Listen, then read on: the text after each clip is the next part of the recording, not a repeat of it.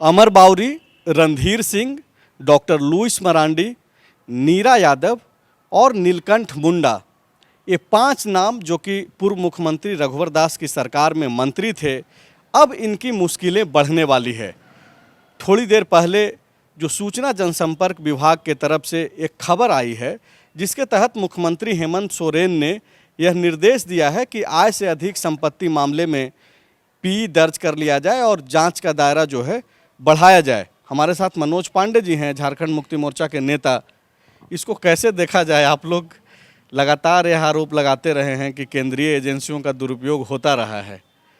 अब जबकि केंद्रीय एजेंसियां झारखंड मुक्ति मोर्चा कांग्रेस के नेताओं के ऊपर शिकंजा कस रही है, तो भाजपा के नेताओं के ऊपर स्टेट एजेंसियों के द्वारा इस तरीके का कार्रवाई, सरकार का निर्देश, इसको कैसे लोग देखें?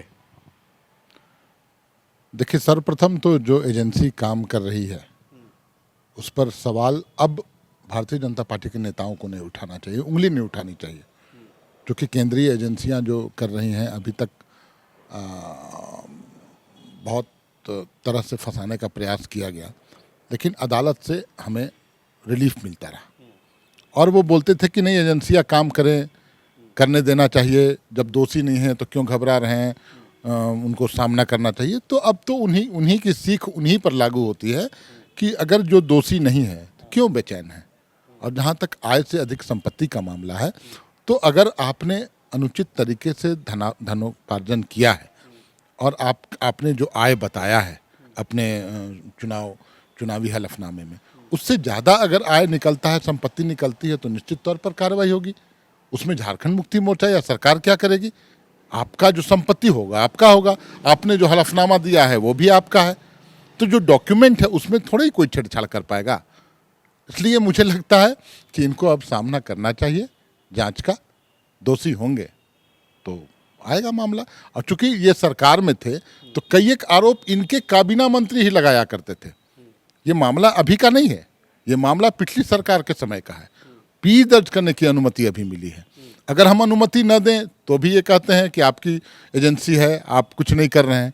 और जब एजेंसियां कुछ करती हैं तो उस पर ये उंगली उठाते हैं। इसलिए अब इनको जांच का सामना करना चाहिए, और अगर निर्दोष हैं तो फिर डरना क्या। आप जब इस सवाल का जवाब दे रहे थे मेरा, तो ठीक ऐसा ही जवाब जो है भाजपा के नेताओं की तरफ से मिलता है।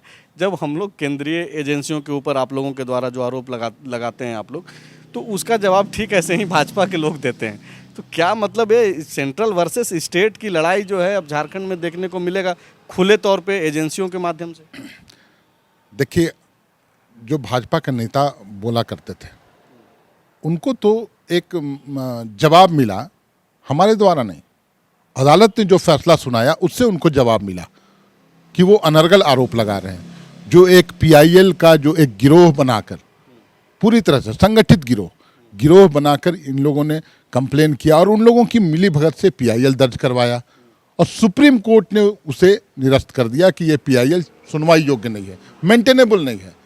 तो हम तो जो बोलते थे, हम जो आरोप लगाते थे उन पर कि आप बेवजह हमें परेशान कर रहे हैं, उसको तो इस्टेब्लिश कर दिया सुप्रीम कोर्ट के जजमेंट ने। तो ये आधार है मेरा। लेकिन अब ठीक है, अगर आप लोग भी निर्दोष हैं तो जाइए अदालत की शरण में जाइए, न्यायालय पर भरोसा रखिए। अगर हम लोग पर भरोसा नहीं है, सरकार पर भरोसा नहीं है, न्यायालय पर भरोसा रखिए, न्याय मिलेगा। जब सबको मिल रहा है, हम लोग को मिल रहा है, तो आपको भी मिलेगा। मतलब आप ये बोल रहे हैं कि जैसे हम लोग झेल रहे हैं आप भी झेलिए? नहीं, देखिए, हम लोग तो झेल ही रहे हैं, क्योंकि एक आदिवासी का बेटा मुख्यमंत्री की कुर्सी पर है, एक आंदोलनकारी का बेटा मुख्यमंत्री की कुर्सी पर है, सन ऑफ सॉइल। आप उसे प्रताड़ित कर रहे हैं इसलिए कि आपको राजनीतिक रूप से आप मुकाबला करने में सक्षम नहीं है, तो आप येन केन पराकर उसे परास्त करना चाहते हैं। लोकप्रियता से विचलित हो गए, लोकप्रियता से घबरा गए हेमंत सोरेन जी के। तो आइए, अब तो हम तो बेदाग हैं अभी तक। आप ज़बरदस्ती फंसा रहे हैं, कभी पूछताछ के लिए बुलाते हैं, कभी कुछ, जो भी आप इस्टेब्लिश करना चाहते हैं अभी आप नहीं कर पाए हैं, आप सफल नहीं हुए। सुप्रीम कोर्ट ने बोला कि ये मेंटेनेबल नहीं है, उसमें कई एक लोग एक्सपोज हो गए। प्रदेश अध्यक्ष जाते हैं, जो स्वयंभू विपक्ष के नेता हैं वो जाते हैं, वो कंप्लेन करते हैं, और उसी सभी आधार पर पीआईएल होता है। इनकी पूरी टीम खड़ी होती है, पूरी फौज खड़ी होती है वकीलों की, किसी तरह पीआईएल पर सुनवाई हो, लेकिन सुप्रीम कोर्ट ने निरस्त कर दिया। तो ये दिखलाता है कि हमारा मुख्यमंत्री, हमारा नेता, आदिवासी का बेटा, झारखंड का नेता बेदाग है, बेदाग रहेगा।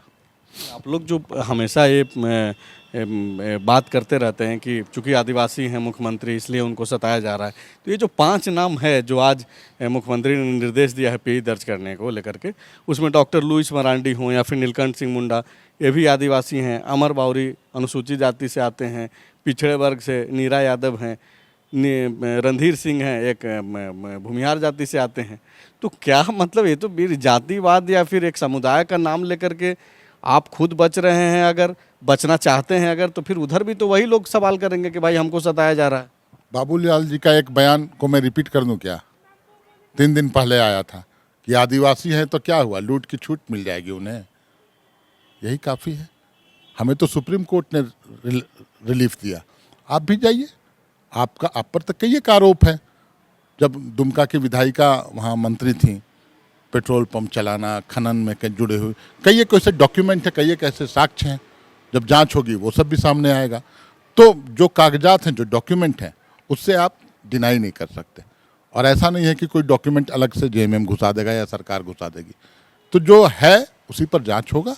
अगर आप दोषी होंगे तो एजेंसियां अपना काम कर रही हैं, स्वतंत्र रूप से काम करेंगी। सरकार की दखलंदाजी एजेंसियों में नहीं है जैसा कि केंद्र सरकार में है। यहाँ एजेंसियां अपना काम करेंगी। तो स्टेट एजेंसी स्वतंत्र है, सेंट्रल एजेंसी पे जो है नियंत्रण है। हालांकि आपको तमाम दर्शकों को मालूम है कि एजेंसियां कैसे काम करती हैं, एजेंसियों पे कंट्रोल किनका है और पॉलिटिकल बयान इन सब के बीच में कैसा आता है। तो पॉलिटिकल जो बयान आप सुन रहे हैं वो टीट फॉर टैट वाली है। एजेंसियां कैसे काम कर रही है वो आप देख लीजिए और बाकी तय कीजिए कि झारखंड में क्या कुछ चल रहा है। शुक्रिया। विवेकानंद विद्या मंदिर स्कूल एक CBSE affiliated English medium coed school है। हम शिक्षा के साथ संस्कार देते हैं। thefollowup.in. Like, share and subscribe. www.thefollowup.in